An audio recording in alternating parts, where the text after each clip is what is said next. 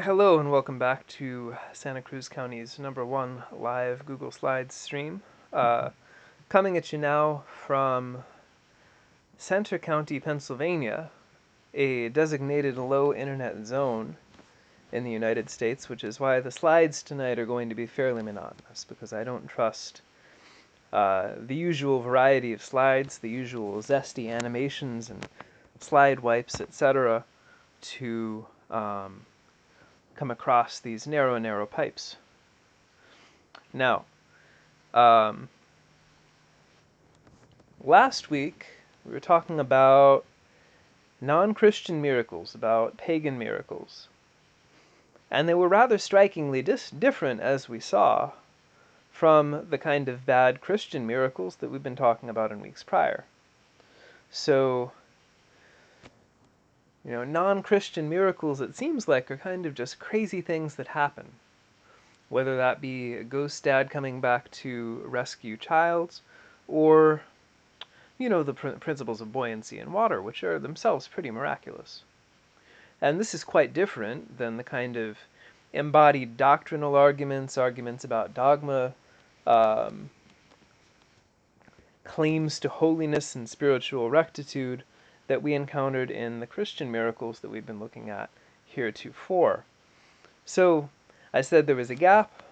This week I was going to try and bridge it, and bridge it by talking about a guy named Apollonius of Tyana, a special dude from the past. He lived in the 1st century CE.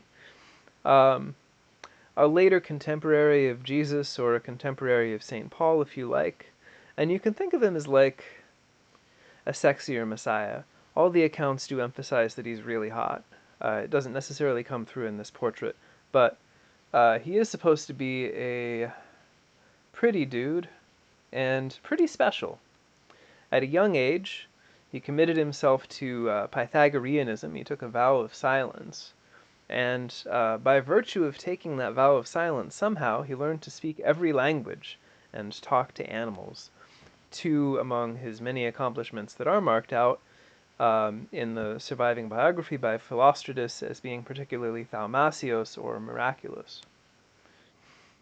Now, after that period of early training, he went on a kind of a long tour of the East. He went to Persia and India and even beyond, and he came back with a bad case of holiness. He came back to Rome, actually, and in Rome, at the center of the Roman Empire, he did a number of really quite impressive magic tricks. And these, for some reason, tend to be kind of wedding-related. He's kind of like a wedding singer, but for miracles. I think I mentioned last time about how he destroyed a vampire at a wedding. Well, the vampire was about to marry a young man, and Apollonius was like, "Hey, you're a vampire." And so the vampire just kind of disappeared, and the young man woke up and he was like, I was about to marry a vampire. Thanks, Apollonius. One of these kind of wedding-related miracles that Apollonius does from time to time. And who could forget the time that Apollonius of Tyana came to a wedding and brought the bride back to life. It's a classic Apollonius of Tyana miracle. The old Lazarus trick, as they say, fits in this kind of genre of miracles that goes way back, right? Making a dead person come alive is the most amazing thing of all. You've got loads of versions of this in Greek mythology. Heracles coming to get Theseus out of the underworld. Heracles coming to get Alcestis out of the underworld. Orpheus trying to bring Eurydice back. It doesn't quite work out for him. All kinds of Lazarus tricks that involve hauling people out of the underworld, but the genre is named after its most distinguished practitioner, one Jesus H. Christ, who puts a new spin on it. Because Jesus, rather than going to the underworld to bring people back, just kind of zaps them back to life, using his magic powers. He does this a couple of times, most famously to Lazarus.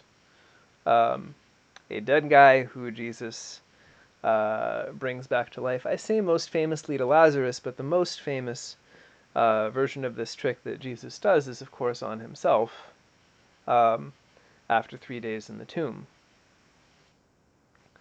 Now, he's not the only person doing this trick around the time that he does it. Apollonius of Tyana, for instance, does the same trick. There's something a little bit different about the way that he does it, though, because he's not represented as miraculously restoring a literal dead person back to life, but rather realizing that the bride is not really dead. She's just in a coma or something like that. And using medical science, or what passes for medical science in Apollonius of Tyana's mind, to bring her back to life, to unquench her breath, I guess. The expression is like putting a fire out, but in the reverse in Greek. Apospenumi is the verb. The miraculous thing is that he can detect her breath at all, which is just a very, very light bit of breath. So the miraculous thing is really that he can tell, Apollonius can tell that she's not dead, and then do what's necessary to bring her back to life. But there's nothing particularly unnatural about that. The initial recognition that she's not really dead. That's the key. So it's like a pretty impressive trick, but as with a lot of things that go by way of miracles in the non-Christian tradition, there is this kind of rational explanation for it. It's pretty extraordinary. Apollonius's ability to work as a doctor is pretty extraordinary, but it's not unnatural. There are lots of kind of non-Christian versions of this trick, and Apollonius is far from the goofiest one that's out there. Greek novels, if you're familiar with this genre, some of you may have taken Karen's class on it last year. The Greek novels love this stuff. The Greek novels are about a hot guy and a hot girl who fall in love, and then pirates intervene usually, sometimes land pirates, sometimes lecherous old people, sometimes the king of Persia, but various forces intervene to keep the couple apart. And so the plot of these novels is about, well, how are they going to get back together in the end? That's how this kind of the marriage plot of these novels resolves. The one I'm thinking of that has a really ridiculous example of this miracle is the one by Achilles Tatius, Cleitophon and Leucippe, in which the dude Cleitophon and the lady Leucippe run off to get married to Egypt. And in Egypt, Leucippe is captured by bandits, land pirates. And Cleitophon, at the head of a Roman army, is about to get her back from the land pirates, but then, well, I'll be darned if they don't just human sacrifice her right there in front of the Roman army.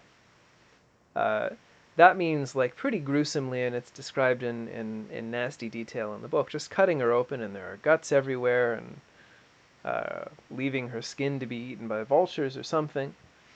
And Cleitophon sees this and is understandably pretty freaked out. But lo and behold, it turns out that she was wearing a fake belly, like a pig belly full of pig guts, which fooled Cleitophon, of course, but also, and more importantly, the bandits, who thought she was really being sacrificed, but nope, she's not been sacrificed. She had a fake belly on. That was where the guts came from. She's alive. And that's thaumazios. That's miraculous, but it's not exactly a miracle in quite the Christian sense. So there's an interesting series of publications debating this question. Are these kind of non-Christian miracles, like the Apollonius miracle and like the story from Achilles Tatius, responding to um, Christian claims about stuff that Jesus could do, or are they just kind of catching something that's in the air at this time? The first proposal is kind of an interesting one. Um, the idea is then that, like the story of Apollonius of Tyana, the story of Cleitophon and Leucippe, are in part supposed to demonstrate that Mr. Jesus H. Christ is actually just a huckster, by showing that it's actually really easy to fake death. It's easy to fake somebody being dead and fake bring them back to life. Um, Highlighting this kind of long tradition of faked deaths and fake coming back to life that goes all the way back to Pythagoras, if you remember that episode of the series way back when.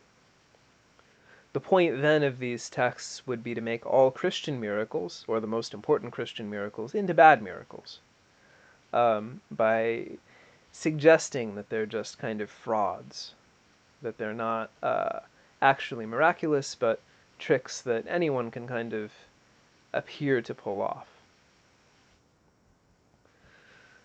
The other angle, that it's just something in the air, is probably true also.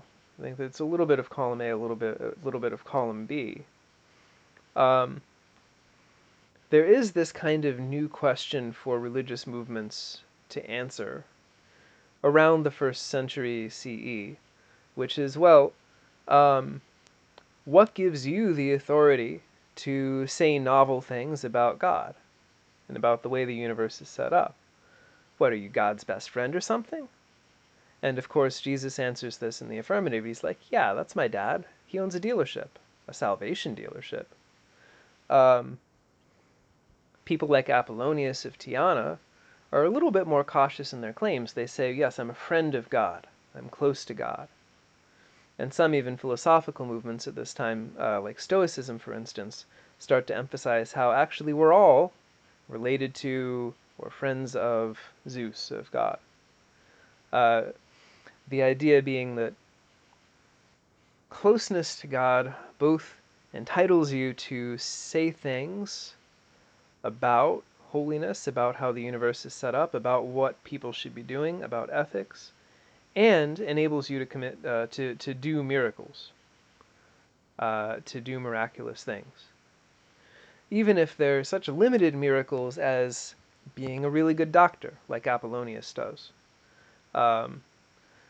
Because the text of his biography says that everyone was really surprised by the fact that he was able to figure out this woman was not actually dead, and nobody could figure out exactly how he did it.